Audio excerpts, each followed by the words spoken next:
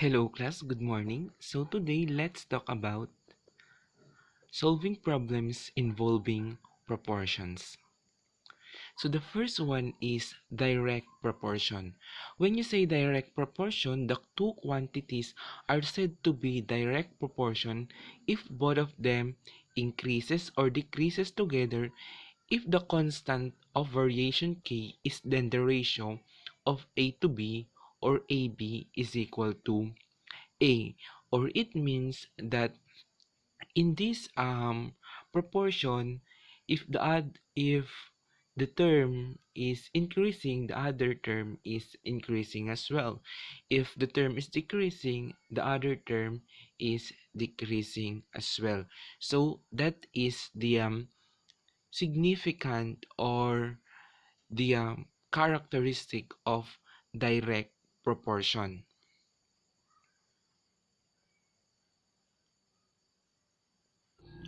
So the question is, how many liters of unleaded gasoline will he need to travel 135 kilometer trip? So since in 1 liter he can travel, or for every 1 liter of unleaded gasoline it can travel 15 kilometer distance. So 1 liter to 15 kilometer. Then next is 135 is the kilometer. 135. Then we're looking for the number of liters. So let's say that the number of liters is n. Then we can rewrite it as 1 to 15 is equal to n 135. Since we're talking about proportion, then we can put equal sign in between the two ratios. So 1 times 35 and 15 times n. So 15 times n is 15n equals 135. Then the next thing to do, for us to cancel 15 here, we need to divide both sides by 15. So n is equal to 9. So it means that Eric need 9 liters of unleaded gasoline to travel a 135 kilometer distance. So, okay, I will write Eric need 9 liters of unleaded gasoline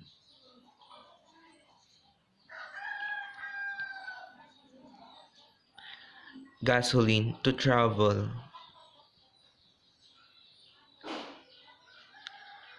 a 135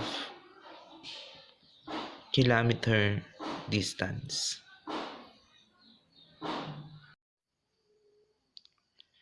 A car travels at the rate of 75 km per hour. How far does it travel in 3 hours? So you can see here 75 km to 1 hour. And what about the number of kilometers in 3 hours? So it is obvious that the number of kilometer will increase as well because our number of hours increases. So this is another example for direct proportion. Let's solve. So the problem is a car travels at the rate of 75 km per hour. How far does it travel in 3 hours? So in proportion, we can write that as 75 to 1 because 75 km to 1 hour, then blank to 3 hours. So let's say that the missing term in this ratio is n. Then after that, we can write it as 75 to 1 is equal to n to 3. Then cross multiply. N times 1 is n. Then 75 times 3 is 225. It means that the car can travel can travel 225 kilometer in 3 hours. So that's it. And this one is an example of direct proportion. 4 painters can paint a house in 2 days. How long would it take a painter to paint the house, or one painter to paint the house? So 4 painters in 2 days. And how about if one painter? In this one, since this is a work problem, of course, you will notice, or you will get to know that if one painter will paint the whole house, of it will take time, or the number of days will increase. So this one, there is an increase in the number of days, and there is a decrease in the number of people. So this is what we call inversely proportional. So let's solve. Since the 4 painters finish painting the house in 2 days, that's why we have day 1 and day 2, and we divide it. So 1/2 and 1/2. Then divide 1/2. Since we have 4 painters, so it will become each part, or each painter can paint 1/8. So painter 1, painter 2, painter 3, painter 4. At the same time, in day 2, they paint each painter paint 1/8 of the whole house. So this is for 4 painters. They finish it in 2 days as said in the problem. Then next, how about if 2 painters? So if 2 painters, then it would be 1/8 and 1/8, 1/8 and 1/8, 1/8 and 1/8, 1/8 and 1/8, with total 4 days. But the question is, how long would it take one painter to paint the house? So it means that since one painter can paint 1/8, then 1/8, 1/8, 1/8, 1/8, 1/8, 1/8, 1/8, and 1/8, meaning to say the painter, or one painter, can paint it in 8 days. But we have an easier way on solving this problem using inversely proportional. Inversely proportional. 2 quantities are said to be when one value decreases at the same rate as the other value increases. In word problems, if the constant of variation is k, then t is equal to k over n, where t is the number of time and n is the number of people. So here in inversely proportional, as the other value decreases, the other one will increase. As the other value increases, the other one will decrease, and that is what we call inversely proportional with constant variation. So you will observe this with this example.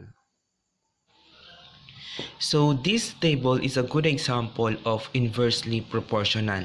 So as you can see, the length of a rectangle with constant area is inversely as the width. So as the length decreases, the length or the width increases. So this is what we call inverse. As the other one decreases, the other one increases, or as the other one increases, the other one is decreases or decreasing. So for example, this one, area is equal to length times width. So as the length is equal to 12 and width is equal to 1, the area is 12. So let's choose this one. Length is 4 and the width is 3.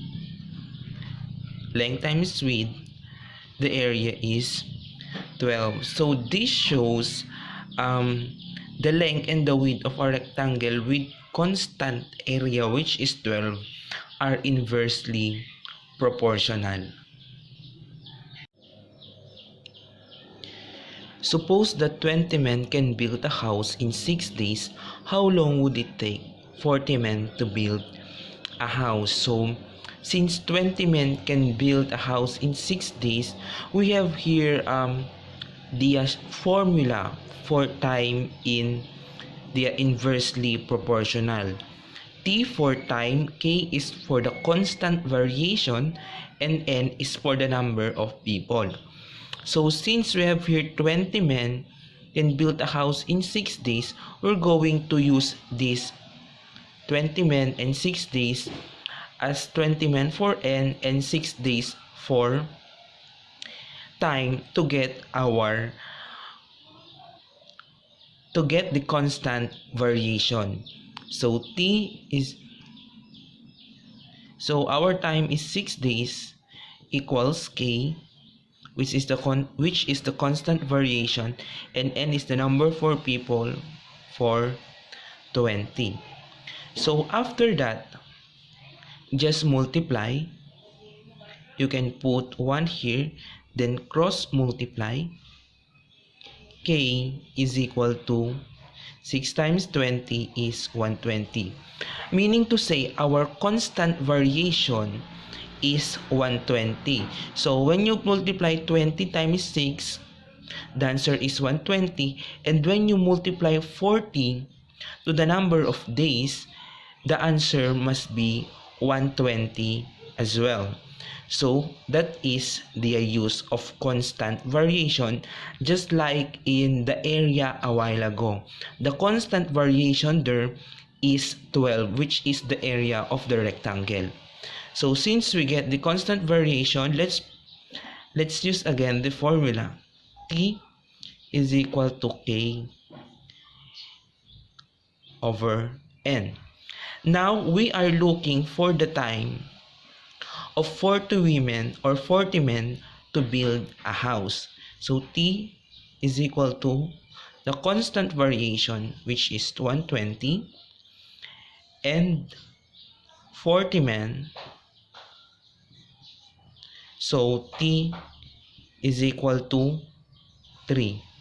It means that 40 men can build a house in 3 days. Or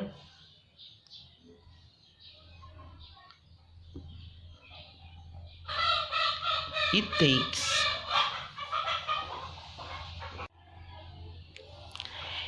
means that 40 men can build a house in 3 days. So, or it takes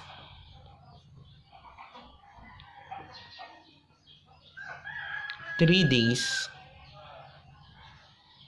for 40 men to build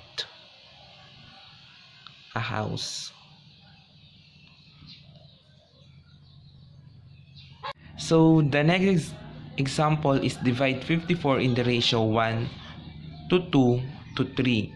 So the first thing that we're going to do is to add all the units or all the terms in the given ratio. So 1 plus 2 plus 3, we have 6. So 54 divided by 6, the answer is 9. So it means that in 1 unit is equal to 9. So if we're going to get the value of these units, this can be 9 is to 18. 9 times 1, 9. 9 times 2, 18. Then 9 times 3, 27. So if we add all this, the answer is 54. Or we can write this one in fraction. So since this is 1, 2, and 3, and the total unit is 6, this can be written as 1, 6, 2, 6, 2 to 6, and 3 to 6. So if we're going to compute, 1/6 of 54 is 9, 2/6 of 54 is 18, and 3/6 of 54 is 27. So if we're going to add all, the answer is 54. The same as here, the answer is 54. I will repeat the process. Add all the units, then divide it to 54. Then the quotient is equal to 1 unit. So 1 unit is equal to 9. Then that's the time to multiply 1 or the value of 1 unit to each term in the ratio. Partitive proportion. A partitive proportion or proportion by parts describe a whole being divided into two or more equal parts. So this is partitive proportion. So a publishing house donates a collection of 1,629 books to 3 public schools with a ratio of 2, 3, 4. How many books will each school receive? So the first thing that we're going to do is to add the units of the ratio, which is 2 plus 3 plus 4. That would be 9. The next is 1629. Divide the total number of books to the total number of units in the ratio to get the value of 1 unit. So 1629 divided by 9. 16 divided by 9 is 1. 1 times 9 is 9. Then 16 minus 9 is 7. Bring down 2. Then 72 divided by 9, the answer is 8. 8 times 9, the answer is 72. 0. Bring down 9. Then the next step is 9 divided by 9. The answer is 1. So each unit or 1 unit is equal to 181 books. So that's it. Then after that, since we have 2, 3, and 4, just multiply each term to 181.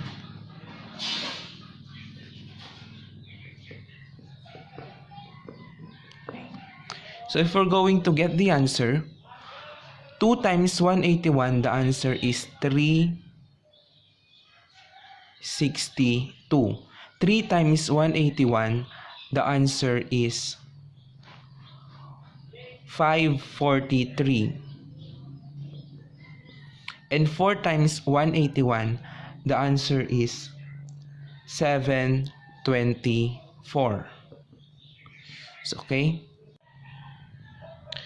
So this means that the first school will receive 362 books, the second school will receive 543 books, and the third school will receive 724 books. In total is 1,629 books. For your activity, solve practice A and C on page 127. Take a photo of your answer, send it by private message, deadline November 3.